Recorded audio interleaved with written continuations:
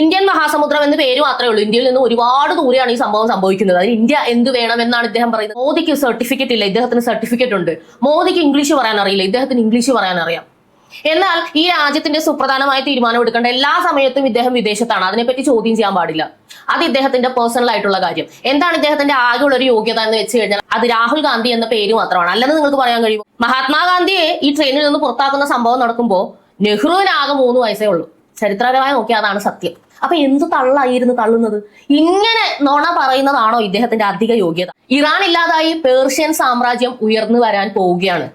60 വർഷം കോൺഗ്രസിന്റെ കയ്യിൽ കരി പുരണ്ട ഇന്ത്യ BJPയിലൂടെ ഇപ്പോൾ തിരികെ വന്നതുപോലെ.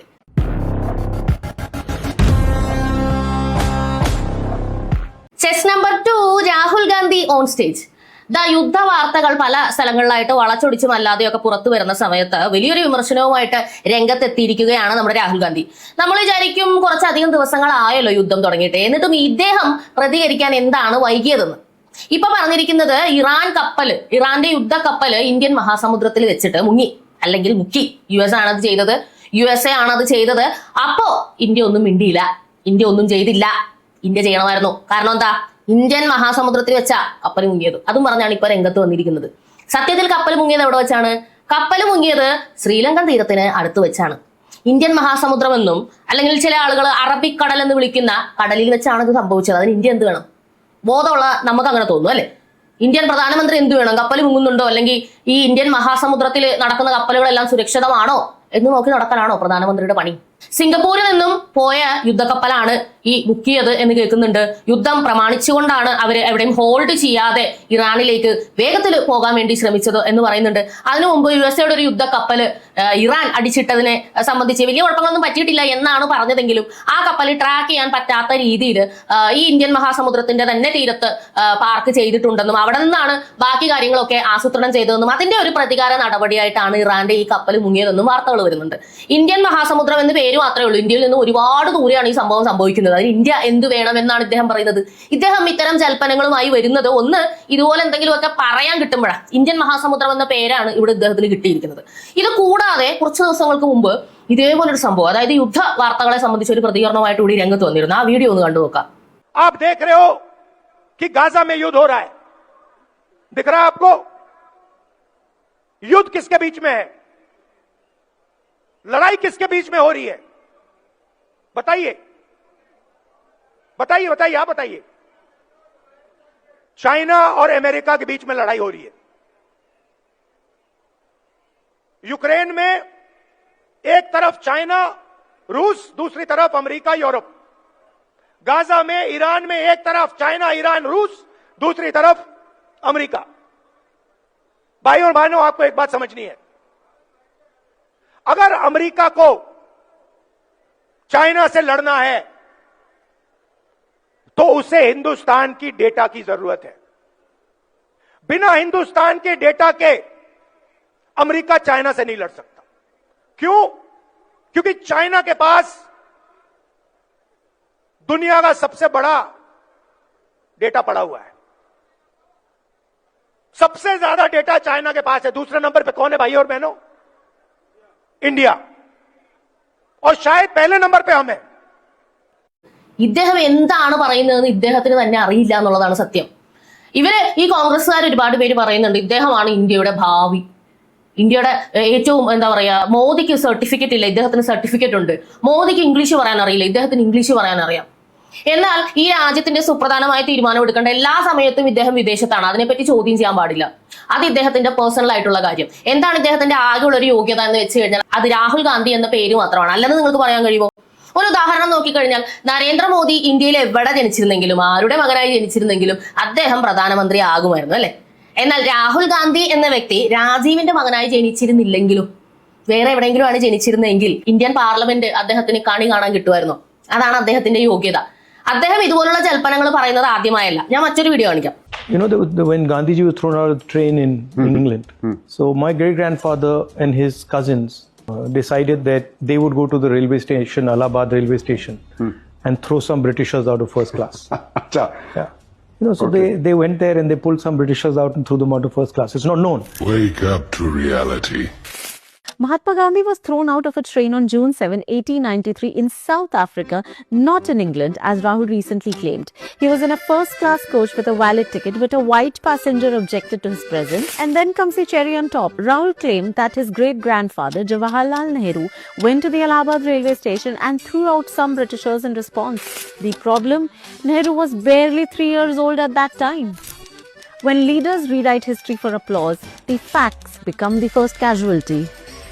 കണ്ടോ, പണ്ട് മഹാത്മാഗാന്ധിനെ ബ്രിട്ടീഷേഴ്സ് ട്രെയിനിൽ നിന്ന് ഇറക്കി വിട്ട സംഭവം ഉണ്ടായപ്പോ ഇദ്ദേഹത്തിന്റെ മുത്തശ്ശൻ പോയി അതിനെതിരെ പ്രതികരിച്ചുകൊണ്ട് കുറെ ബ്രിട്ടീഷുകാരെ ഇദ്ദേഹത്തിന്റെ മുത്തശ്ശൻ ചവിട്ടി പുറത്താക്കി എന്നൊക്കെയാണ് ഇദ്ദേഹം പറയുന്നത്. സത്യം എന്താ?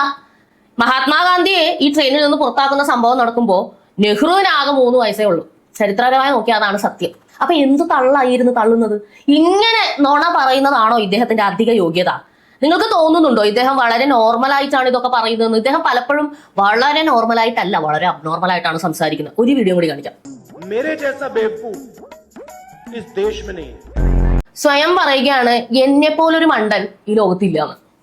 ഇതുപോലെ തന്നെ ഒരിക്കൽ പറഞ്ഞു, അൺഫോർച്ചുനേറ്റ്ലി ഞാൻ ഇന്ത്യയുടെ ഒരു MP ആയി പോയെന്ന്.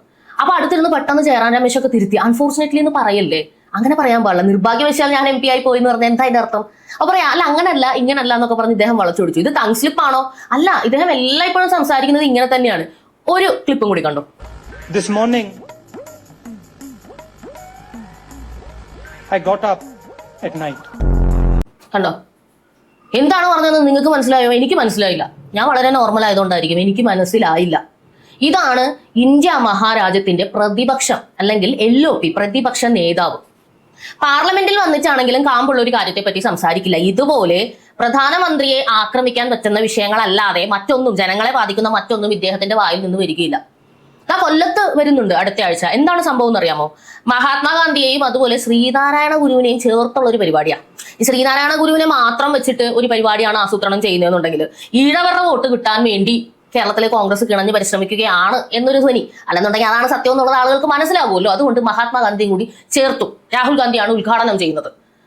മഹാത്മാഗാന്ധിയെ ചേർക്കുമ്പോൾ അതിനകത്ത് മറ്റൊരു ഉദ്ദേശം കൂടിയുണ്ട്. മഹാത്മാഗാന്ധിയുമായി യാതൊരു രീതിയിലും രക്തബന്ധമില്ലാത്ത രാഹുൽ ഗാന്ധി അതങ്ങനെയാണെന്ന് ഇവിടെ ഉള്ള ഒരു മനുഷ്യനെ അറിയില്ല.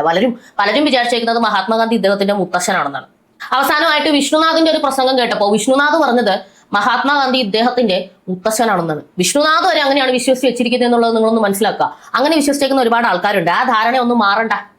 ആ പേരിലാണ് പിടിച്ചു നിൽക്കുന്നത്, അതല്ലാതെ മറ്റൊരു അധിക യോഗ്യതയും ഇല്ല എന്നതാണ് സത്യം.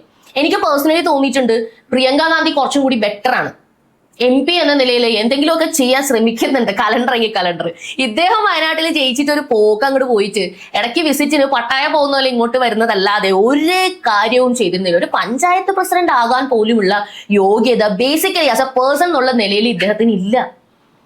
ഇങ്ങനെ പബ്ലിക്കലി വന്ന് ഇങ്ങനെ ജൽപ്പനങ്ങൾ പറഞ്ഞുകൊണ്ടിരിക്കുന്ന ഒരു വ്യക്തിയെ വളർത്തിക്കൊണ്ടുവന്ന് അല്ലെങ്കിൽ ഇയാളുടെ നേതൃത്വത്തിൽ പാർട്ടിയെ വളർത്താൻ നോക്കുന്നതാണ് ഇപ്പോഴത്തെ കോൺഗ്രസിന്റെ പരാജയം.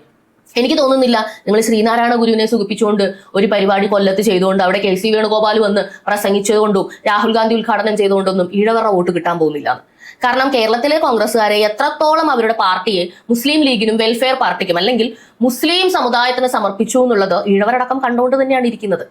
നാളെ നമുക്കൊരു സ്വാതന്ത്ര്യമില്ലാത്ത, അഭിപ്രായ സ്വാതന്ത്ര്യമോ വസ്ത്ര സ്വാതന്ത്ര്യമോ എന്തിന് പഠിക്കാൻ പോലും സ്വാതന്ത്ര്യമില്ലാത്ത രീതിയിലേക്ക് ഇന്നത്തെ ഇറാനൊക്കെ ഇരിക്കുന്ന ഒരു അവസ്ഥയിലേക്ക് കേരളം വരുന്നതിൽ അവര് പങ്കാളികളാവാൻ ഒരിക്കലും നിൽക്കില്ല എന്നുള്ളതാണ് ഞാൻ മനസ്സിലാക്കിയിരിക്കുന്ന ഒരു കാര്യം. ബോധമുള്ള ഒരു മനുഷ്യനും ചെയ്യാൻ പോകുന്നില്ല. രാഹുൽ ഗാന്ധിക്ക് ഇവിടെ ഈ കാസ്റ്റ് വൈസുള്ള സംവരണം വരണമെന്ന് ഭയങ്കര നിർബന്ധമാണ്. ഇദ്ദേഹം കാസ്റ്റ് വൈസുള്ള കണക്കെടുപ്പ് എടുക്കണം എന്ന് നിരന്തരം വാദിച്ചുകൊണ്ടിരിക്കുന്ന ഒരു വ്യക്തിയാണ്. എന്തിനാണ്? കോൺഗ്രസ് അന്തകാലം മുതൽ ഈ കാസ്റ്റ് വൈസുള്ള തിരിക്കലുകളിൽ ഭയങ്കര എഫേർട്ട് ആയിട്ടുള്ള ആൾക്കാരാണ്. അവരങ്ങനെയാണ് വോട്ട് ബാങ്ക് തിരിക്കുന്നത്. ഏകദേശം കമ്മ്യൂണിസ്റ്റുകാരും ആ ഒരു രീതി തന്നെയാണ് പിന്തുടരുന്നത്. എന്നാൽ വർഗീയവാദി എന്ന് പേരുള്ളത് ആർക്കാണ്? അത് BJPക്കാണ്. അവർ കാസ്റ്റ് വൈസ് തിരിക്കണമെന്ന് ഇതുവരെ പറഞ്ഞിട്ടില്ല, അല്ലെങ്കിൽ കാസ്റ്റ് വൈസ് ഒരു കണക്കെടുപ്പ് നടത്തണമെന്ന് ഇതുവരെ പറഞ്ഞിട്ടില്ല. ഇന്ത്യ ഭരിക്കുന്ന BJP സർക്കാർ അടക്കം ആവശ്യപ്പെടുന്നത് SIR വേണമെന്നാണ്. എല്ലാവരും ഇന്ത്യൻ പൗരന്മാരെ രജിസ്റ്റർ ചെയ്യണമെന്നാണ്. പക്ഷെ ഇവര് ഭരണഘടന പൊക്കിപ്പിടിക്കും, പക്ഷെ അത് വായിക്കുകയില്ല, പ്രാവർത്തികമാക്കുകയില്ല. അപ്പൊ ഇങ്ങനൊരു നേതാവിൻ കീഴിൽ അണിനിരക്കാൻ നിങ്ങൾ ശ്രമിച്ചുകൊണ്ടിരിക്കും തോറും കോൺഗ്രസ് കുഴിയിലേക്ക് പോയിക്കൊണ്ടാണ് ഇരിക്കുന്നത്. ഇറാൻ ഇല്ലാതായി പേർഷ്യൻ സാമ്രാജ്യം ഉയർന്നു വരാൻ പോവുകയാണ്. 60 വർഷം കോൺഗ്രസിന്റെ കയ്യിൽ കരി പുരണ്ട ഇന്ത്യ BJPയിലൂടെ ഇപ്പോൾ തിരികെ വന്നതുപോലെ. തുടർന്ന് കാണുക പോളി ന്യൂസ്.